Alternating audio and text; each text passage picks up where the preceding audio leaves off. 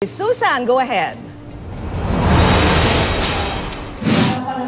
Biggie, alas 6 pa ang botohan, pero makikita mo dito sa Corazon Aquino Elementary School ay nagdatingan na dito yung mga botante at tinitirang nila yung kanilang mga pangalan doon sa mga listahang nakapaskil dito.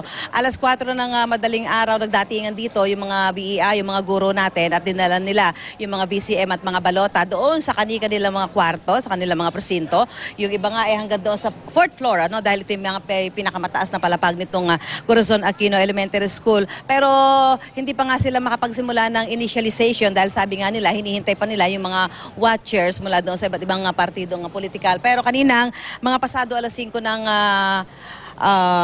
madaling araw ay pinabuksan na yan nung principal itong pinaka-gate para makapasok na nga yung mga botante na nakapila na doon sa labas at para makita na nila yung kanilang mga pangalan. Gaya po ng mga nakikita nyo, yung medyo naghiwa-hiwalay na. Yung iba ho, bagamat hindi pa nga nagsisimula ang botohan, umakyat na ho sila doon sa mga lugar sa iba-ibang palapag nitong Corazon Aquino Elementary School para makapaghanda na sila sa pagbubukas ng mga presinto alas 6 ng umaga. Ito pong Corazon Aquino Elementary School ang may pinakamalaking bilang ng botante sa buong Quezon City. Mahigit 37,000 po ang bilang ng mga botante dito dahil ang Quezon City ang may pinakamalaking bilang po ng botante dito sa Metro Manila. So dito po ay inaasahan na patuloy ang pagdating ng mga botante ngayong araw nito. Maaga silang dumating gaya ng mga panawagan natin, maaga silang pumunta sa mga presinto para makaboto ngayong araw na ito. Susan Enriquez, nakatutok para sa eleksyon 2016.